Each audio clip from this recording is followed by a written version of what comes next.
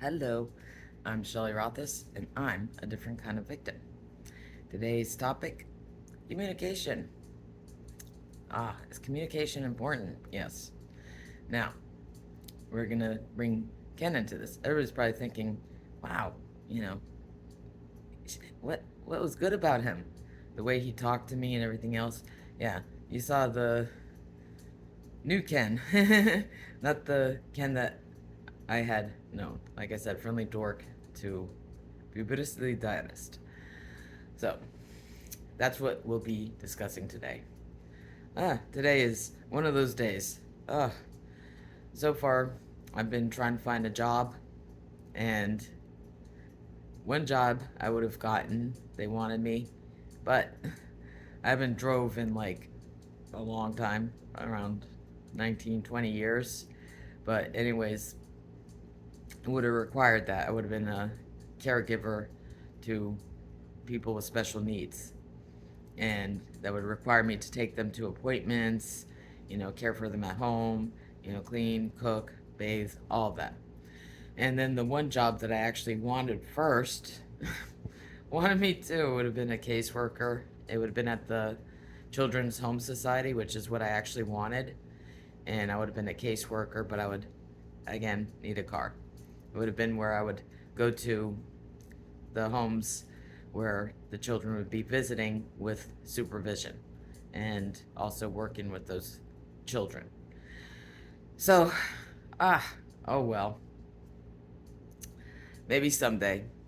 But I mean, the good news is, I had that job interview today, and then, hopefully, because they really liked me, so they're gonna give a reference to one of the DV shelters for me that, they know is hiring, so they're gonna contact the employer there and give a, you know, word out for me. So, hoping for that. And then today, of course, me being the, you know, toughie that I am, I love challenges. And when I was exercising, like for anxiety that I mentioned, I, was running. I'll just say that even then I kind of went a little bit too far, and I ended up hurting my knee. And ooh, I don't know what to say. I don't say bless you anymore. I don't know why. Well, that's because I lost my faith in that. Anyways, that's besides the point. So today, people, they think they see me as, being strong and all that. Well, they say they're not a spring chicken. Let's say I'm not no spring chicken either. I ended up hurting my knee when running because I love doing challenges, and I was running in mud and I accidentally, stepped into a mud hole pocket, and when I lifted my foot out, ow, I pulled my knee, and my right knee isn't all that good, so I can't really run anymore, so I'm not happy about, because I loved running. It was like a challenge to me to do certain things, and I loved running up and down hills. Darn it. That's what happens when you age. Yeah, so, yeah, my knee is a little bit sore because today I ended up helping people move heavy furniture. That people think, okay, we need somebody strong to help us move this furniture. Oh, ask Shelley. Yeah. So that's what I did today. I moved heavy furniture.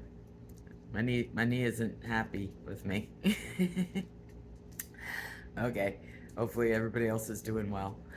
Now, back to communication. Now, where did Ken play a role in that?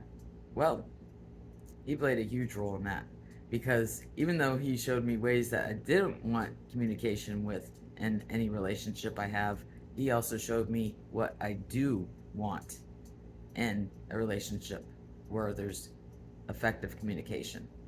So, where do we learn to start communicating and arguing?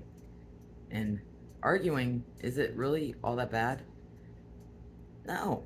Arguing can actually make any relationship stronger, as to where that person can feel more safe and comfortable discussing it. Arguing doesn't have to always be bad. It all depends on the two people involved in that argument. See, that's where my 3 abusers raised me wrong with their abuse, because my voice didn't matter. My feelings didn't matter. It was always hush, you know, take the abuse and us putting you down. It's always your fault, and just, go away. So, how is Ken different? There was a time that Ken was respectful to me. See, that's where I have to say, I really don't know, because, like the one person, and I'm sure others who've seen this are saying, yeah, he's an abuser.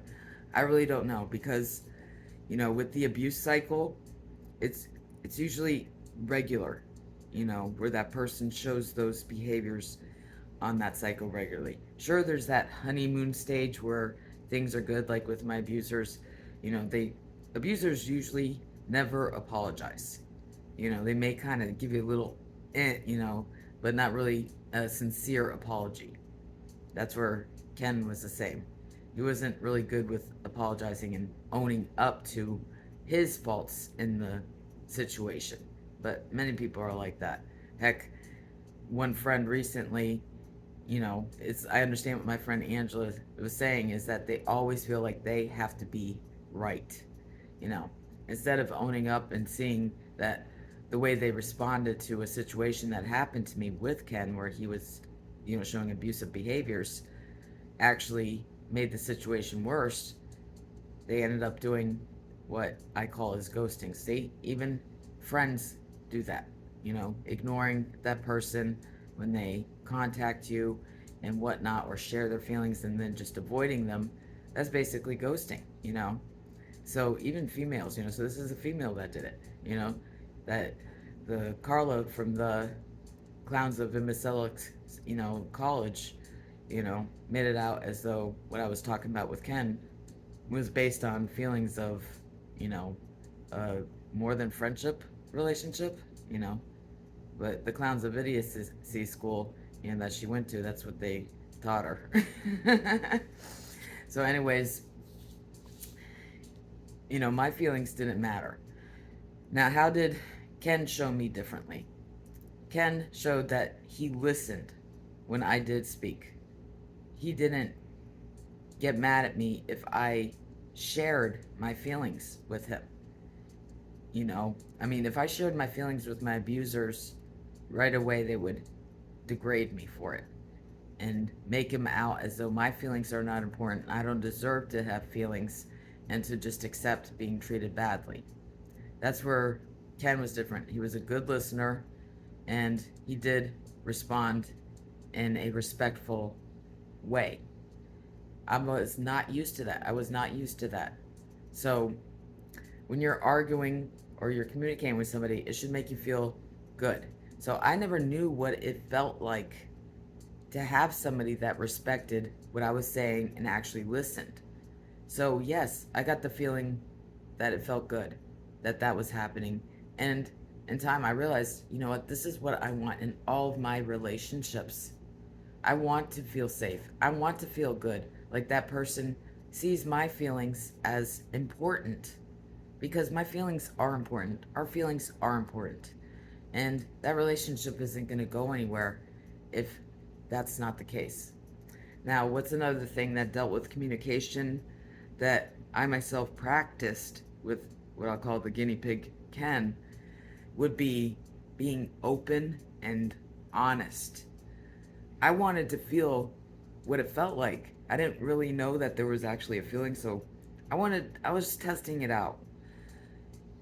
Throughout my relationship with Ken, I would say with the utmost sincerity, is that I was the most open and honest with him.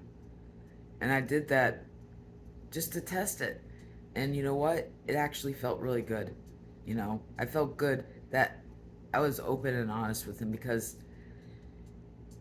it made me feel like it was a good relationship, and it made me feel good about myself, because it made me feel like I had more respect for him for allowing me to be open and honest with him without throwing back.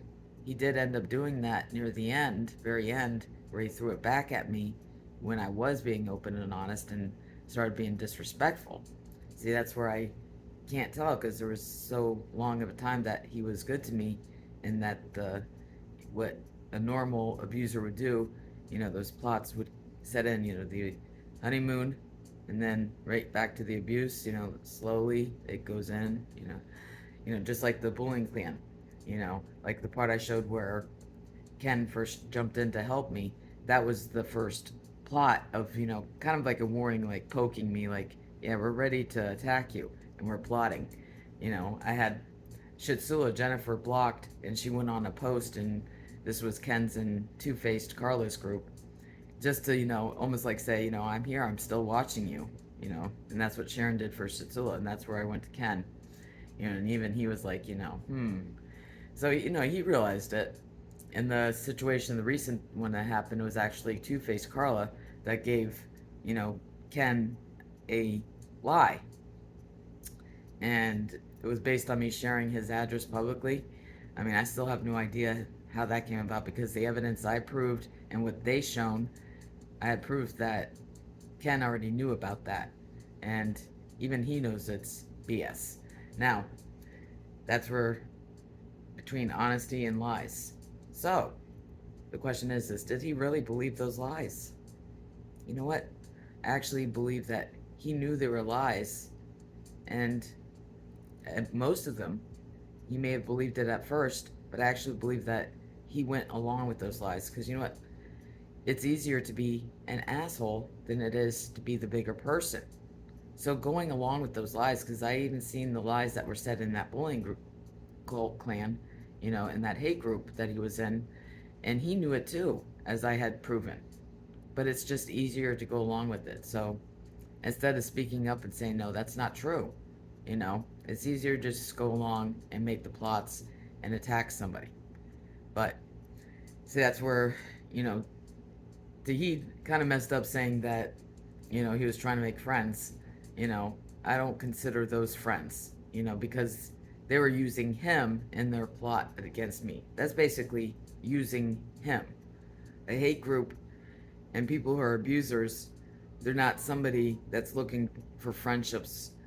And, Ken's situation, definitely not, because they knew that he was the person that I respected at the time out of everybody else they knew. And as, the most, and actually found sentimental based on everything I've said so far as for how he helped me. So yes, they used him.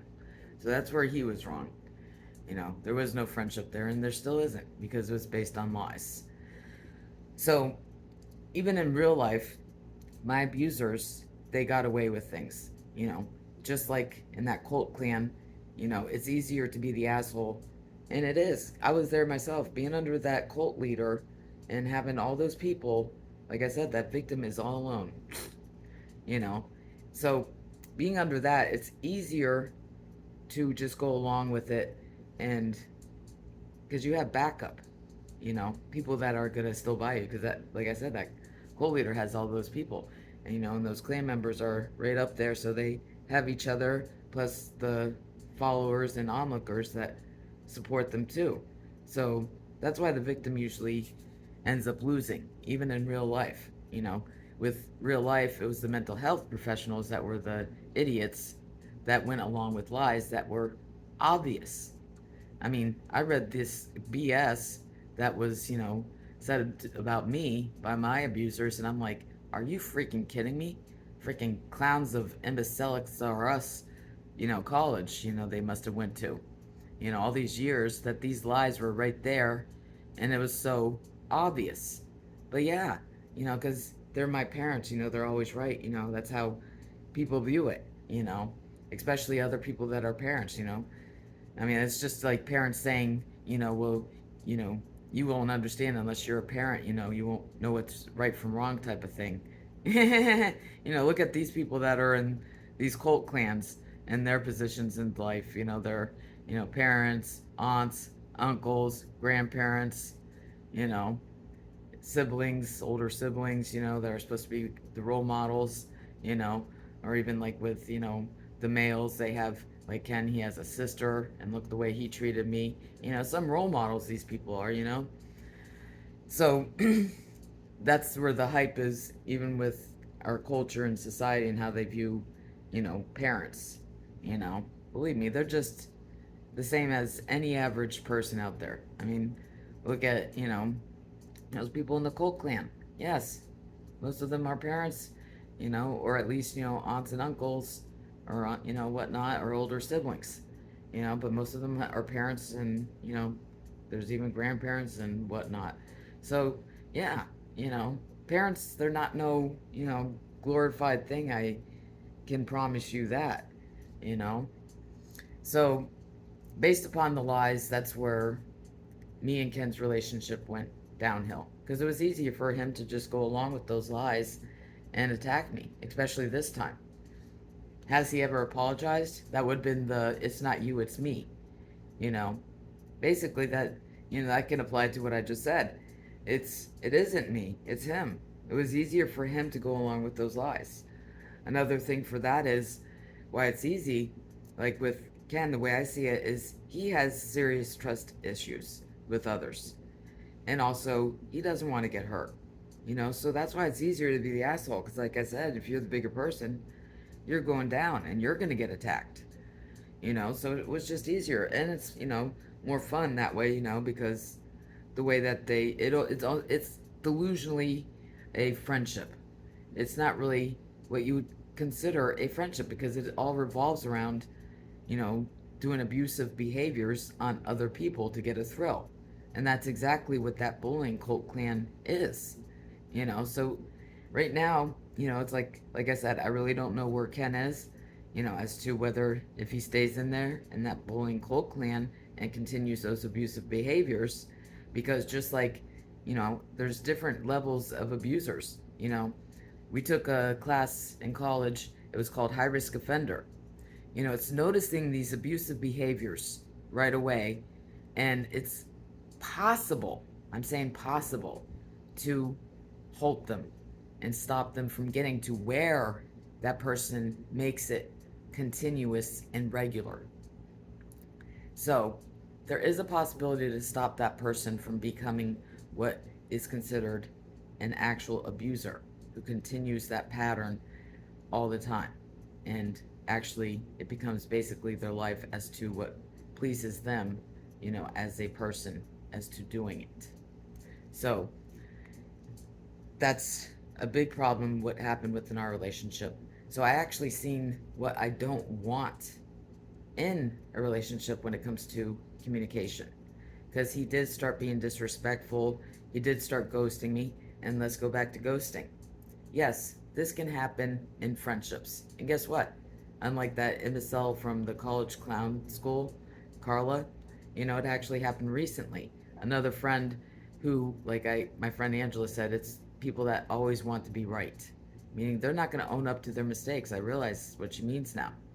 So that one friend that, I'm sure she realizes that her staying in that group and watching me get abused with that incident with Ken actually caused more harm and enticed that abuser to continue those behaviors. But when somebody, it's called being, a bigger person and owning up to your faults, they don't want to do that. They ended up ignoring me even after me reaching out. That's ghosting. And it's a female. So you know what? It happens in friendships and even between, whether it's female or male. So that's what, Ken started doing. He started ghosting me. And I actually had an instinct feeling that he was getting closer to the cult because he actually took a break. And that's when he started to slowly become a little bit more respectful and kind to me. But then I noticed that he was starting to communicate more with the cult leader again. And that's where I seen he slowly and then got really bad, as to how he treated me, which was very rude and disrespectful and was abusive behaviors. Of course, I was sad because, like I had said in the last video topic based on him, I did enjoy having conversations because they were stimulating, they were interesting, and I felt, respected and safe as to where I could open up and be honest. Like I said, I didn't have that with my abusers. So basically, he gave me a taste of what I'd want in any relationship I have that I would find worthy of being a close relationship to me, as in, you know, friendship, intimate partnership, family. That's what I should at least expect within a good, healthy relationship that I put my effort into. See, that's another thing he taught me is I choose to be too nice. That's what he taught me. Those words of wisdom. Just like he's choosing to be an asshole. I chose to be too nice to people and give too many chances. And that also dealt with me having low expectations of others and not being equal in the relationship. And me giving more than what I got back and only expecting that.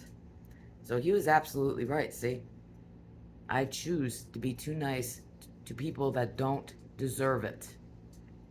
But I was being nice to him and respectful, but didn't get it returned eventually from him.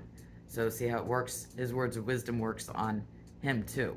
I don't deserve to be treated in the ways that he treated me. So his words worked right. I don't need to be nice to him anymore. He doesn't deserve that from me. He doesn't deserve that same respect I had for the person I knew. Do I still respect that person that helped and taught me these things and the way they treated me before? Yes, I absolutely do. And I'm always going to use those words of wisdom. And again, those are words of wisdom that he himself should consider doing. But he has to want to do it in order for it to work. That's where you can't change somebody else's behaviors. So he has to choose what he should do that is actually right, not only for me or others, but for himself. Such as me leaving that cult clan, was me realizing I don't like being an asshole. And I was choosing it, but I didn't like what I seen in the morning. And same with my communication between Ken and me. I didn't feel right. I remembered what it felt like to feel good when the communication was respectful between me and him. And that word respect, as I say with those letters, mean it was equal, and he was, respectful of my feelings, as in being trustworthy and me being safe, feeling safe in there as to where I could be open and honest. Me practicing being open and honest with that person. So, yes, it did help me, even though he turned out to be who he is now. Just like my father, I'll always remember him before he became abusive, and those patterns got worse and worse. But that's the same thing that I apply with Ken. He was that what I called the friendly dork, and that person that I felt safe and comfortable talking to, but he slowly went back. But like I said, just like I learned in the high risk offender, there's a chance that it gets stopped before it gets to be a pattern, almost like an addiction. It becomes a regular pattern of being abusive. So communication, it's very important in any type of relationship, any type, whether it be friendship, marriage, any type of family member, anything that you want to remain healthy and consistent. We learned that from being young children. The way that our parents spoke to us is how we learn what feels good. So even when the parent is mad at their child for doing something wrong, the way that they speak to them is how they'll learn what feels good and what's actually right. If you're going to speak down to them like Ken did to me, you're not going to get that person to feel good. They're not going to want to respect you. They're not going to know what respect is. That's how I was raised. I didn't know what it felt like to feel respected and my feelings being important. And that's one thing that's very important in the relationship, is that it's equal, that both people feel respected as to where their feelings are equal and they're not afraid to open up and be honest about those feelings as to where they'd get judged or degraded for them. And that's how the old Ken used to be. And like I said, that's what I want in all of my relationships. Communication. It's so important. Always remember that in any relationship you're in as to how important it is, and always spot these things and notice when things start slacking in it, and try to change it, see if you can. If you can't, like I said, you can't change somebody. Just like I chose to be nice to people that didn't deserve it and have them in my life. Same thing goes with choosing to be an asshole. But communication, so important, not just in intimate partnership, but in friendships, family, all of it, if you want it to be healthy. I'm Shelley Rothus, and I'm a different kind of victim. I'll see you next time.